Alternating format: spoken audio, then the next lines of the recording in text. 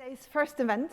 Before we start properly, I'm just going to make a couple of safety announcements, as is customary in all festival venues. So first of all, please keep your masks on throughout the building as you're moving across the building, and as you're sitting here, make sure you are keeping an appropriate distance from other people who are not in your household bubble.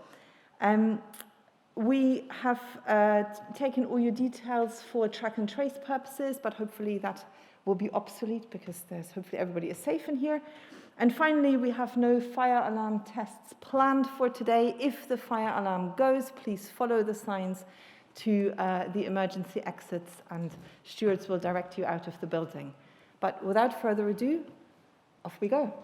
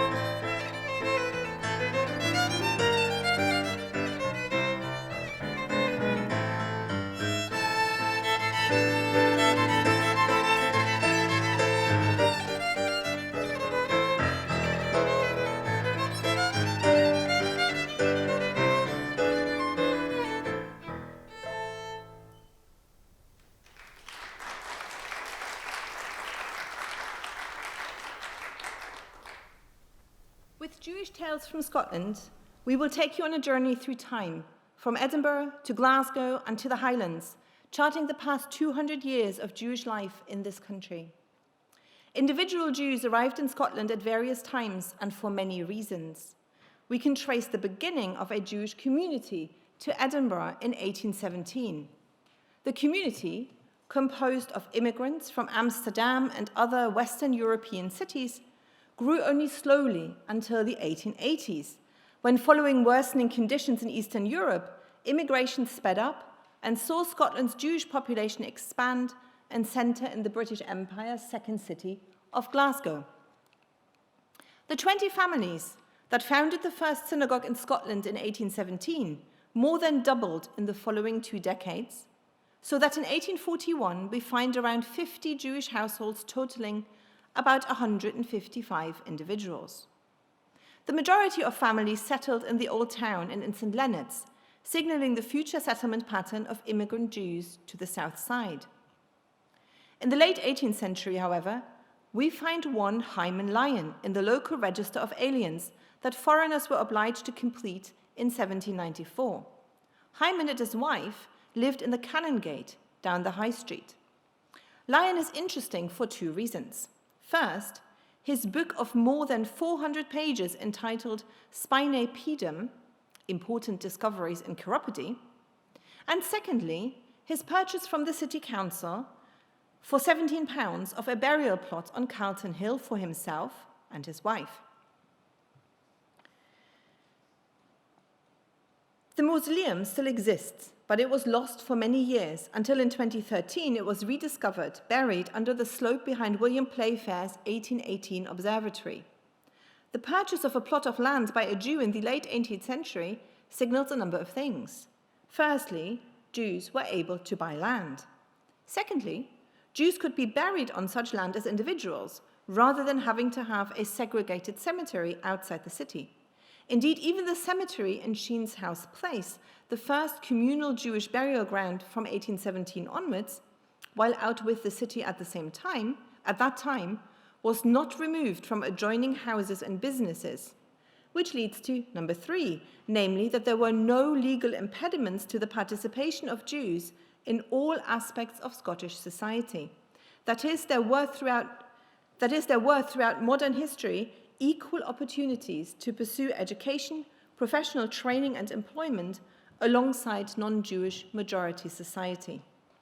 This is not to say that Scotland was a place free from discrimination or anti-Semitism, but legally, Jews enjoyed the same rights and freedoms as non-Jews, an important difference at the time to England and to much of continental Europe.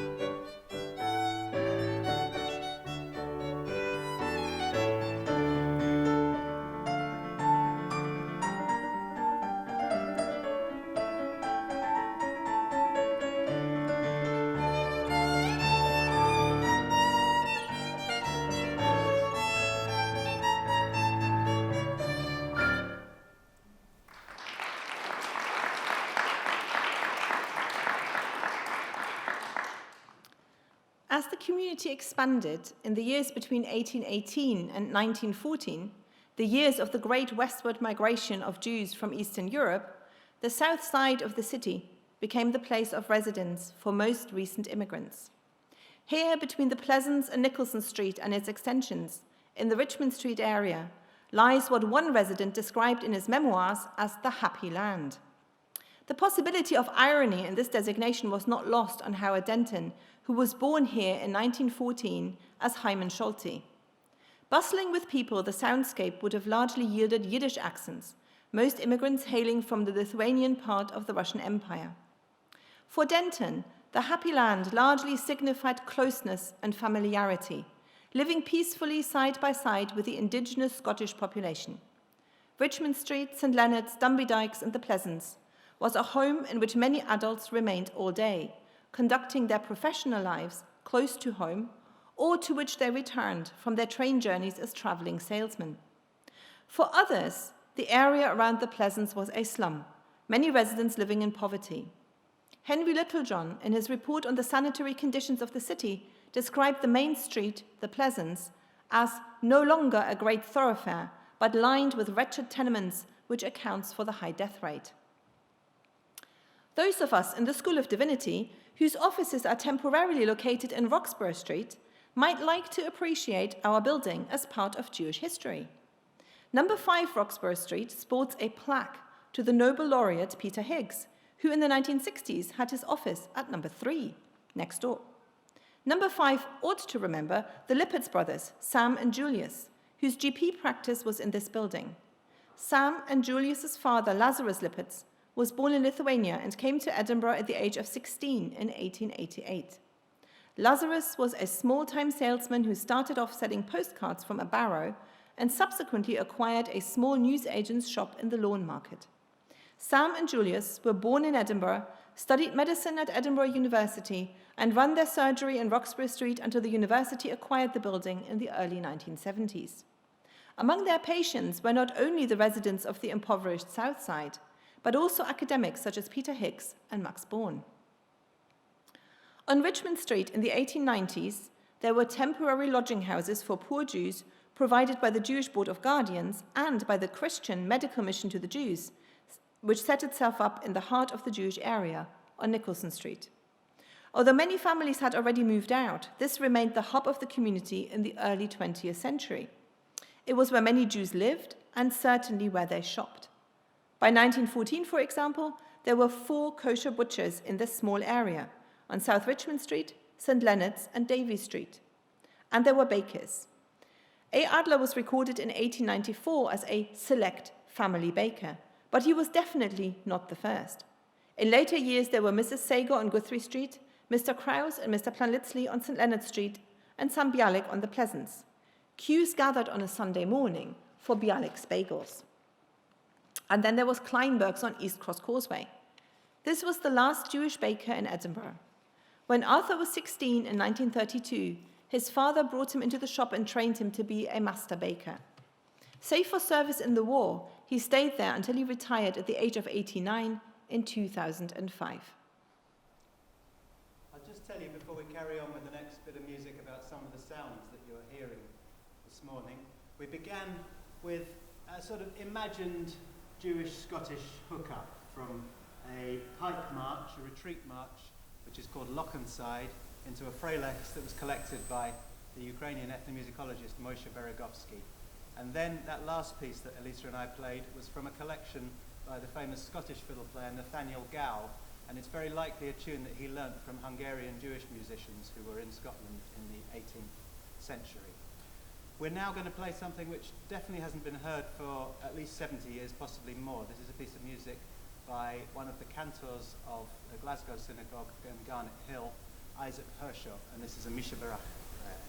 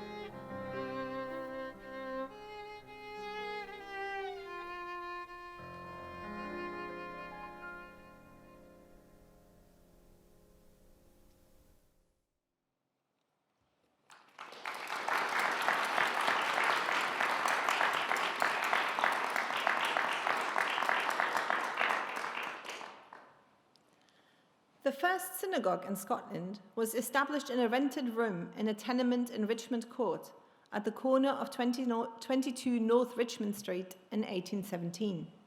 It grew slowly at first, but in 1868 it moved to larger premises in Park Place, about half a mile away and near the Edinburgh Students' Union on Teviot Place. The synagogue in Park Place was considerably larger and could accommodate 95 men and 50 women.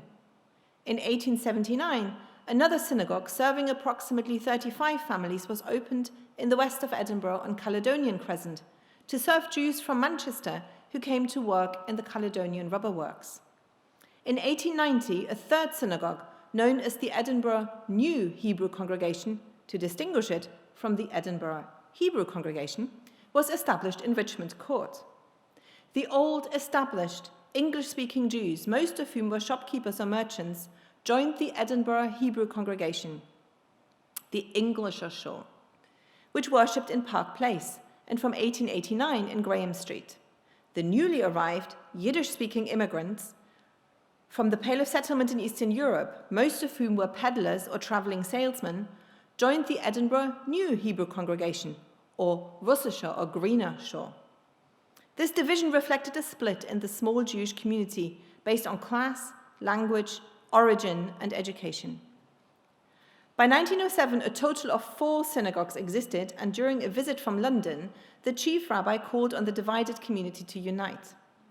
Under Rabbi Silas Deiches, who came to Edinburgh in 1919, and whose son David Deiches is very well known to most people in Edinburgh, the different communities eventually united, and a purpose-built synagogue for all the Jews in Edinburgh was opened in 1932 in Salisbury Road, near the Commonwealth Pool.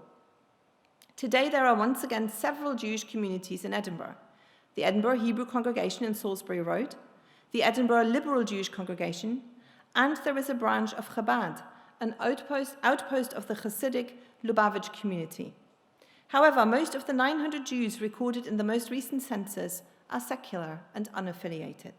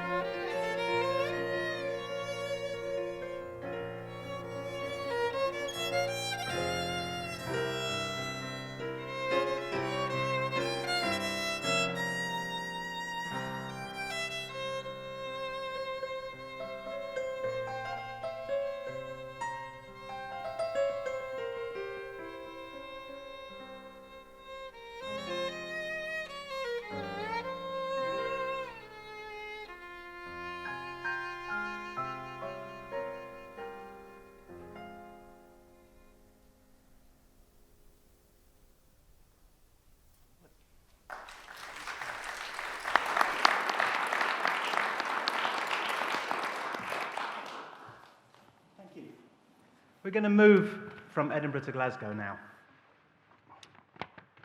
Metaphorically, we're all going to stay here in this room. And we're going to move from the sort of anglicised communities that Hannah's been talking about to the poorer Yiddish-speaking immigrant Jews to Glasgow in the late 19th and early 20th century.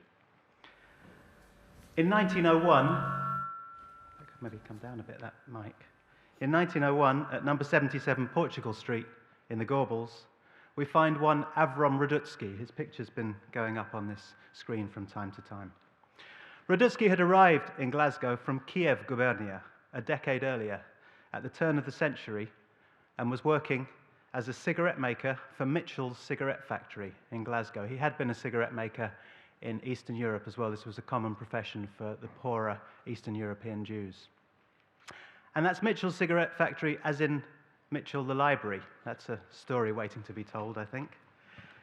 Avram Radutsky had a strong social conscience. He founded Scotland's first cigarette workers' union and led his members in a number of strikes before increasing automation forced them all out of the factory altogether.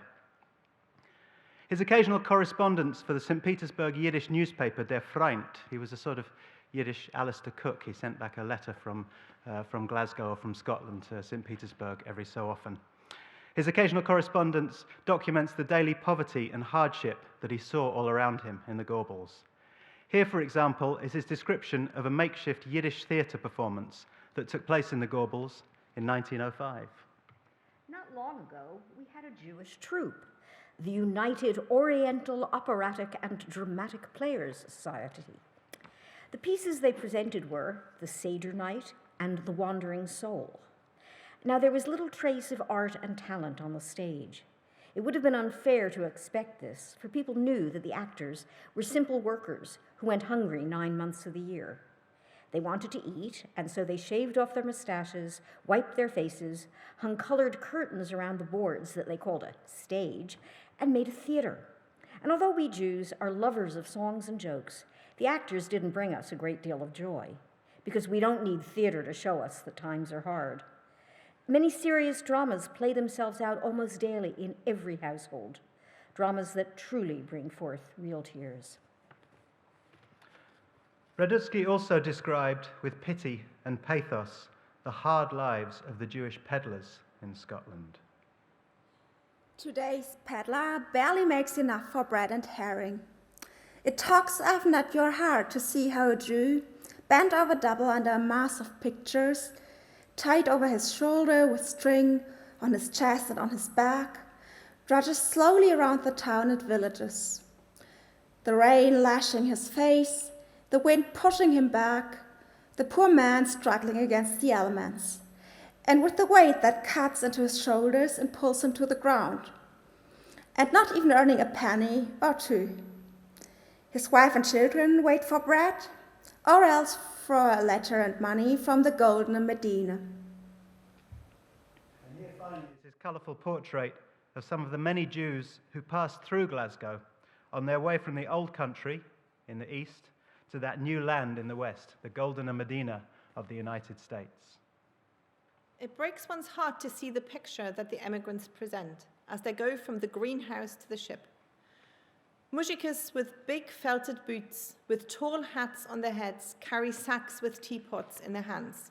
Russian and Polish women and girls with wide crinolinas, with coloured scarves wrapped around their heads. Jews with shiny bootlegs, with long cloaks split up the back to the belt, carry packs under their arms with wondrous sticks. Wives, poor Jewish wives, troubled and preoccupied, so they can scarcely walk, breastfeeding children wrapped up in a shawl.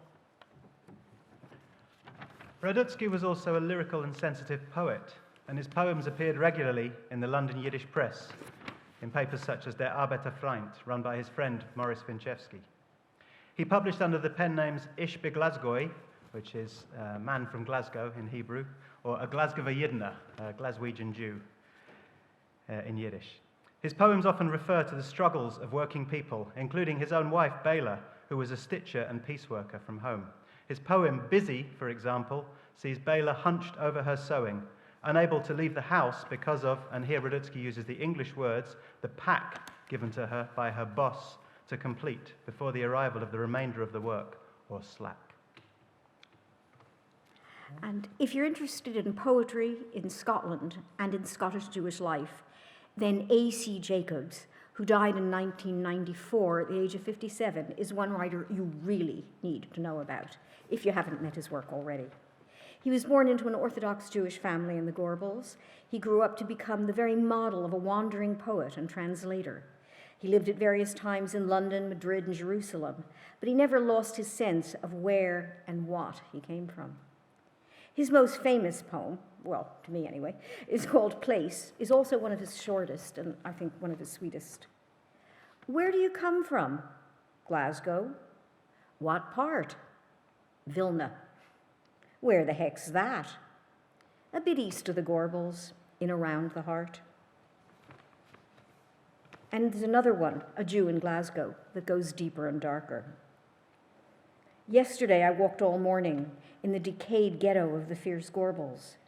In Hospital Street, where my father was born, I saw Odessa leaning out to sea, and all the old cities of Lithuania with grimy curtains drawn across their dreams. A girl no older than myself looked at me with drug-bitten eyes and Celtic prostitution in her heart. There are strange clans who fight around these walls with war cries in their throats that deserve no glory. Across the oily waters of the river, poorly designed for suicide, I watched the unhappy movement of a great city, and I knew that within its hungry streets move lives more lonely than our own. And one of the things that strikes me about Jacobs is that he's so good at time traveling. So inevitably, because of the kind of times we've had, a lot of his poems go to dark places. But I like this one because it sets some light in. It's called My Fathers Planned Me. My fathers planned me with their prayers and gave me their coded ancient learning. I heard their ancient voices where I walked, but took my love in my arms and found a human music in her voice and named as joy what they explored with law. We are a new people, she and I, whose lilts are pagan and have no appointed sound. Away and far down, my ghosts whisper a weak song. And then finally, another short poem of his, this one not so sweet. It's called Pessimistic Note. The times are getting sour. Scapegoats are being looked for. Where do they go looking for them? Where have they looked before?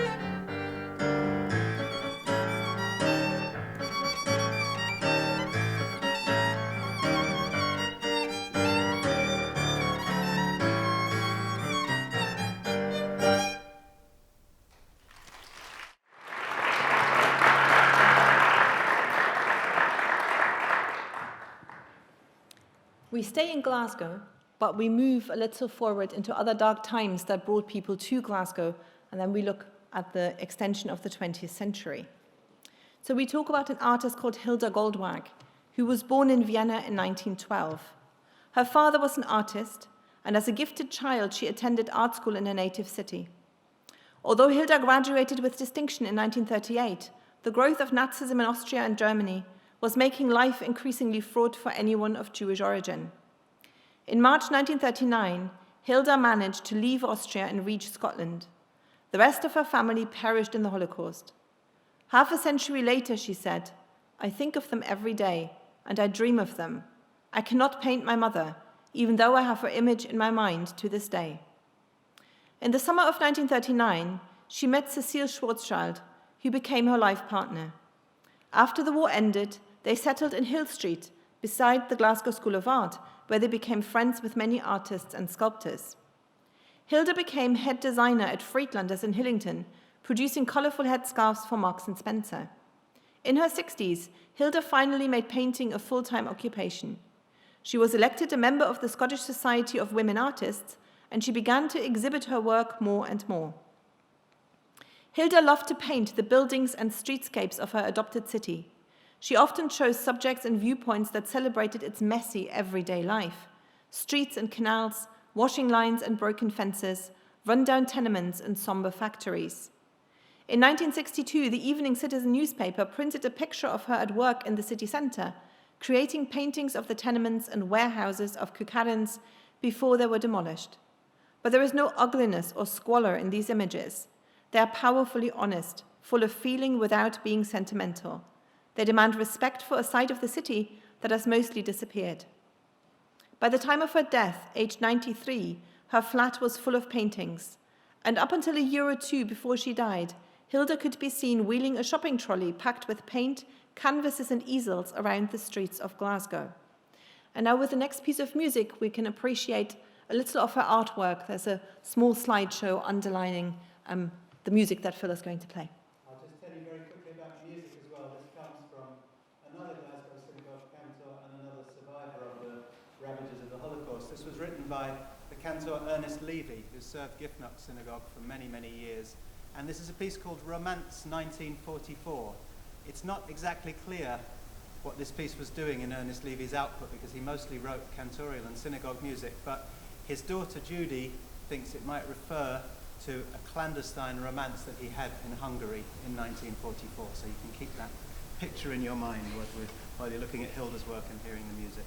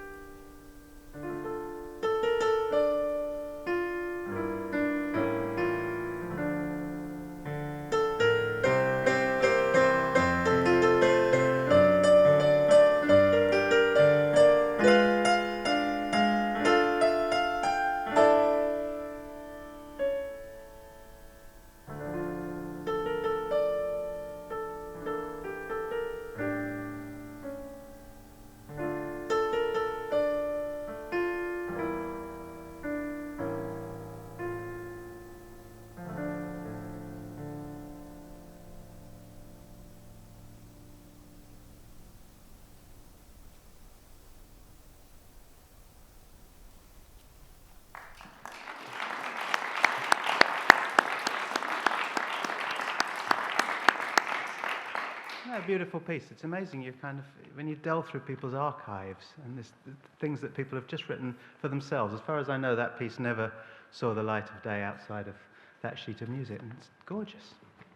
Okay. The Eastern European immigrants of the Gorbals that Avram Radutsky documented and we heard about so powerfully were not the only Jews in Glasgow, of course. They were just the newest ones in the early 20th century. North from the Gorbals, across the River Clyde, the Glasgow Hebrew congregation had been established in 1823. The next 50 years saw a number of small synagogues open around the centre of the city. And in 1875, an imposing hilltop site was purchased on the corner of Garnet and Hill Streets, followed by the construction and consecration in 1879 of an equally impressive synagogue building, an equally impressive synagogue building, similar in detail to the Moorish style of London's very well-known New West End synagogue. Garnet Hill Synagogue, unlike its Gorbals counterparts, still operates today. In the late 19th century, the Garnet Hill congregation, in contrast to the poorer Yiddish-speaking Gorbals Jews who would follow, was reasonably wealthy. The majority of its congregation lived in and around the city centre and were middle class, cosmopolitan, and more anglicised. Which is why, perhaps, it seemed like a surprise when in 1925 the Russian-born, Warsaw-trained cantor Isaac Hershov, there he is, moved from the Chevra Kadisha synagogue in the Gorbals to take up position of cantor at the anglicised Garnet Hill synagogue. Hershov was born in Velizh, a small town in northwestern Russia. The synagogue that he worked at in Warsaw was known as the Synagogue of Musicians, and the music that we wrote, as you've heard already, had a powerfully Eastern European cast. Speaking in 1950, Isaac Hershov good-naturedly described his own ambivalence about his move from the Gorbals to Garnet Hill. He said, "One of my advisors tried to persuade me against taking this most risky step. Think twice, Mr. Hershov. What sort of Yidden are there in Garnet Hill anyway? They cannot even speak Yiddish." A second said, "You'd better pack up your Chassanut music. Garnet Hill doesn't need a cantor." A third said, "You will have to shave off your beard." Now, the beard anecdote has passed into Glasgow Jewish legend, but beneath these gentle digs, it's possible that the very things which appalled Hershov's friends might have been among those that appealed to him: the rise in status and the opportunity to become part of the Glasgow Jewish establishment as opposed to the Jewish ghetto, plus, of course, a substantial increase in wages. What seems to be clear also is that Isaac Hershov was an extremely motivated man, a seeker after new paths.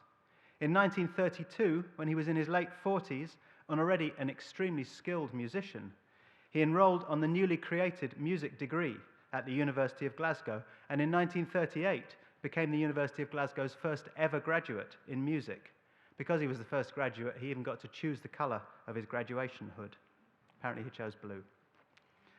As part of his degree, Hershov produced a beautiful cantata for choir and orchestra, based on the words of well-known Hebrew prayers, and combining the Eastern European cantorial music of his training with Western classical musical harmony and structure. The piece, composed in 1937, is entitled "The Hope of Israel," referring here not to a future Jewish state, but to the terrible destruction and loss of hope that his fellow Eastern European Jews were suffering at that moment. His own family was almost completely wiped out in the Holocaust. Now, the work has never been performed in its entirety, although a performance is being scheduled by one of the BBC orchestras at some point for 2022, so watch this space. Plus, I've managed to get the work published by Shot Music. In the meantime, though, I thought it might be nice to hear a little bit of this music that Isaac Hershov composed. So thanks to the wonders of computer simulation, we can listen to a little extract now.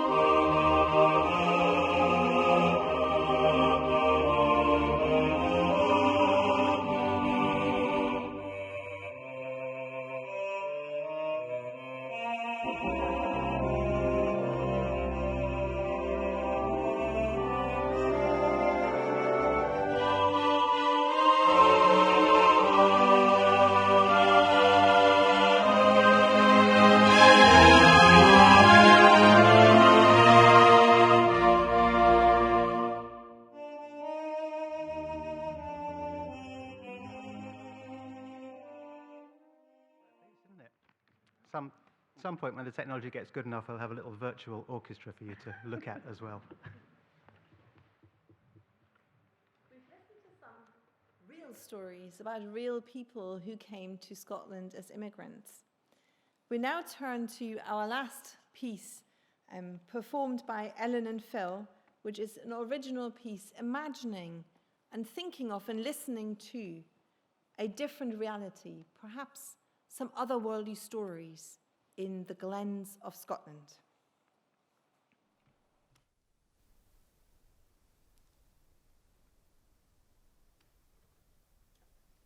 What if I told you that if you walk along the coastal path in Fife or along a beach up in Murray, you might hear the seals out on the rocks crooning an old Yiddish song? What if I told you that the Central Belt is pierced with subterranean tunnels leading to the Christian hell and to the land of Canaan? What if I told you that the Jewish burial plot, the mausoleum Hannah just told us about up on Garnet Hill, the one belonging to Hyman Lyon, lies very close to an underground banqueting hall where human fiddlers were once brought down blindfolded to entertain the court of the fairy queen? What if I told you that the Witch of Endor, that famous necromancer from the first book of Samuel, is now running a cafe in the back streets of Edinburgh? You don't have to answer. I know what you're thinking. Aye, right. We're all such rational, intellectual, enlightened beings now, aren't we? In fact, as many of you probably know, some historians claim that the whole modern world was invented just around the corner from where we're all sitting right now. But we've brought some heirlooms with us from those old days into the here and now. Scenarios from old ancestral dreams and nightmares, supernatural enemies and friends, angels, devils, the evil eye, golems, gilguls, and ghosts. Lots of ghosts. And whenever Jews came to Scotland, all these friends and enemies came too. Which brings us back to the Witch of Endor. How she got to Scotland is a tale that will have to wait for another time. But she's here among us now, believe me, and she likes it. But why? If you set aside our beloved weather, Scotland has a lot in common with the witch's ancient homeland in the Middle East. Both are contested territories with very problematical histories. Both are home to people with long memories, prone to fighting among themselves, attached to concepts like God's chosen and the elect. Both are steeped in stories of supernatural entities, from the sacred to the sinister, of sages and prophets with uncanny powers, of creatures that defy biology, of strange things happening with time and space. In short, both are hoaching with thin places. If you're not familiar with that phrase, a thin place is a very special kind of border zone. We're not talking here about the kind of border that brings out the worst in certain home secretaries and certain politicians whose names we won't mention in case, Hallelujah, heaven forbid, we conjure them up. No, we're talking about territories where the boundaries between different worlds are easy to cross. Thin places exist all over the planet, but in terms of quantity and quality, Scotland punches well above its weight. You could be in the middle of the city or way out in the wilds. There's hardly a stretch of ground or a lump of rock that doesn't have a tale or a mystery attached to it. And you're never very far from caves with strange markings on the walls, mysterious mounds, woods where paths double back on themselves, where you feel that something's watching you and you just can't find your way out. Places like the Clootie Well up north on the Black Isle, Go into the woods around there and you'll find hundreds, maybe thousands, of pieces of cloth hanging from the trees. Some of them are old, faded rags. Others are bright and brand new. Each one meant as a message to some higher power. Some ask for help. Others give thanks for help received. It's not so different in essence from what we Jews call kvitlach. If you visited the old Jewish burial grounds that survive in Prague or on the outskirts of Krakow in Kazimierz, you'll have seen them. Those little notes inscribed with prayers and requests tucked into the stones at the graves of famous tzaddiks and sages. At sites like these, the thinness is suffused by the traces of intensely human needs and hungers and feelings. In other thin places, the atmosphere holds memories of something stranger. Take Yester Castle, an extremely creepy ruin not far from here in East Lothian. Its original owner, Sir Hugo Gifford II, was a medieval posh boy. If Fettes had been open then, I'm sure he would have been a student. But his interests extended beyond the usual hobnobbing and backstabbings at the royal court. He did more than just dabble in the occult. When he decided to build a fine new house for himself, he didn't go down the usual route and round up the local peasantry. Instead, he conjured up an otherworldly workforce. They turned up without fail and toiled without wages. They never took a moment's break until the job was done, and it was well done, bang on time and under budget. The neighbors were dead impressed, and the place became known, as it still is known, 700-800 years later, as Goblin Hall. But it's my contention, given their superhuman skills, that these were not your common or garden goblins or bog standard bogles. It seems to me that what we've got here instead is a crew of Scottish golems. So what makes a golem Scottish? Being raised from the mud of the Firth of Forth instead of the riverbank at Prague? The magical inscription on its forehead being written in the lost language of the Picts instead of ancient Hebrew? How do you put a kilt on a Jewish figure going back to the days of the Talmud and before? Well, maybe these Scottish golems, like the rest of us, were immigrants to these shores, invisible stowaways on the cargo ships that even back then brought Baltic timber in exchange for Scottish herring. As it happens, Hugo Gifford lived at a time when the creation of artificial intelligence in humanoid form was a very hot topic. Experimentally minded European mystics, Jewish and Christian alike, all set to work. And they were as eager and as serious as any high-tech modern moguls racing private rockets into space. This was long before Rabbi Judah Loew, the Maharal of Prague, brought forth that most famous golem of them all. But in the 13th century, over in Germany, the Hasid Yehuda the Pious provided his followers with detailed instructions for creating and controlling golems. Down south in Al-Andalus, the great Yehuda Halevi was, so the story goes, lovingly looked after by a golem in female form. And meanwhile, much closer to us and to Gifford's own Goblin Hall, down in England, the friar and famous alchemist Roger Bacon was producing a disembodied talking head made out of brass. That one didn't speak Yiddish. These weren't just random coincidences. All over Europe, the most privileged, learned men wrote letters, some traveled widely, exchanged ideas, found common ground across previously unbreachable social divides.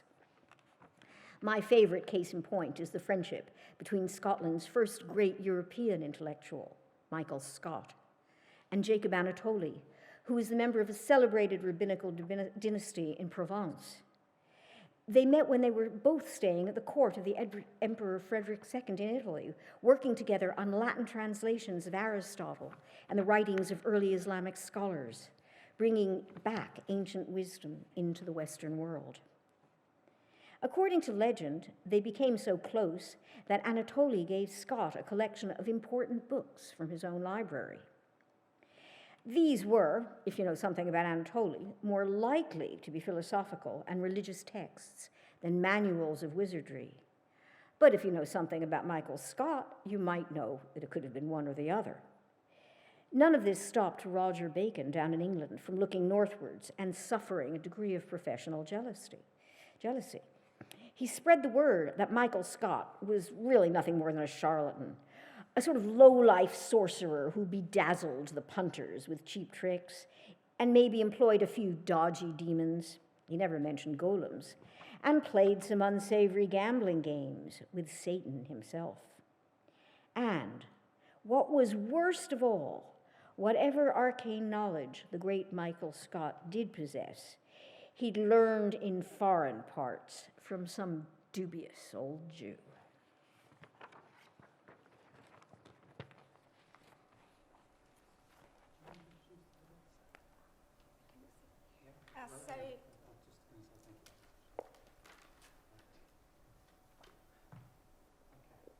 That brings us pretty much to the end.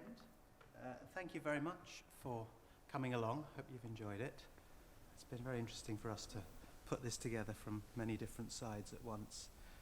There's other great events going on for the rest of the day, so please stay and enjoy those. We're going to finish off with a piece of virtuosic violin music, which Elisa is going to introduce. I think, did you want to say anything else? Are we happy? Okay, thank you very much for coming.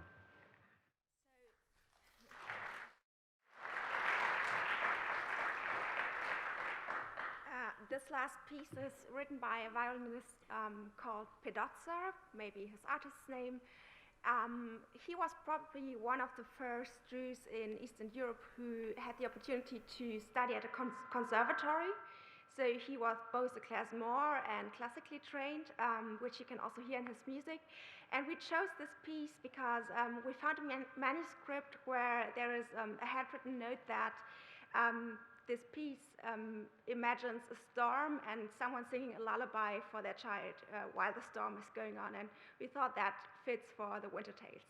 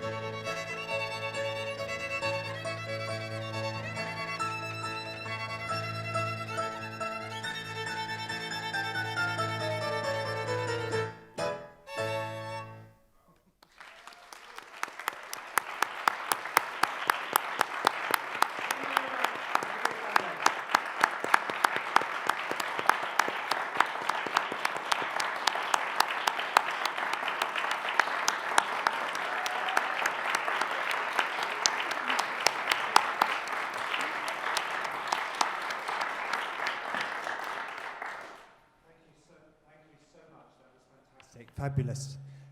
Please do stay on for our next event, which will be at 1:30 or so, with two leading poets from Scotland and from Edinburgh, Lizzie Smith and Christine De Luca, and also an author being beamed in from down in London. So do join us on a discussion of Secrets of the Sea at 1:30. The cafe is open through there. Yes, David.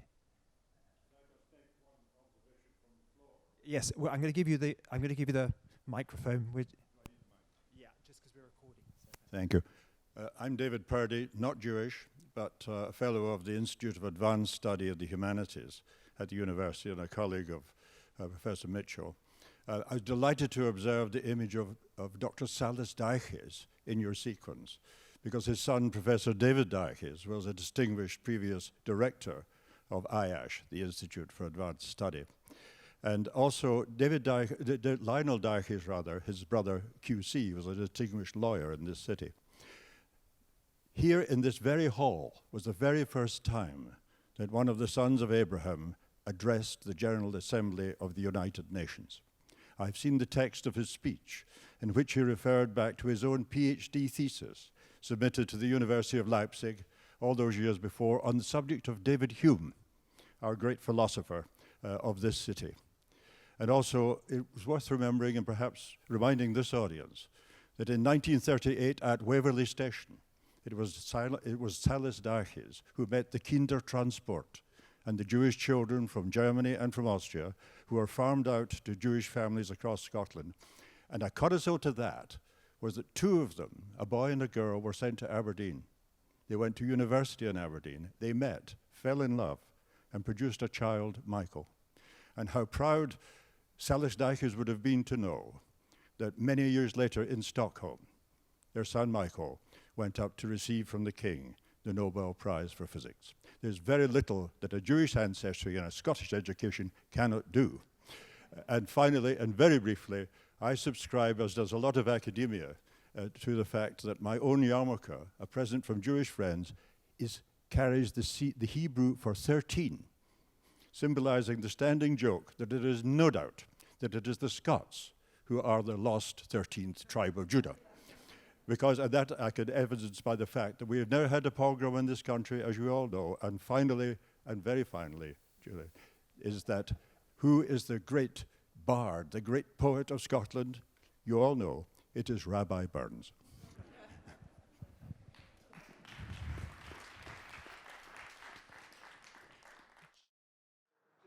Finally, a huge thank you for a really wonderful presentation and performance. So thank you so much.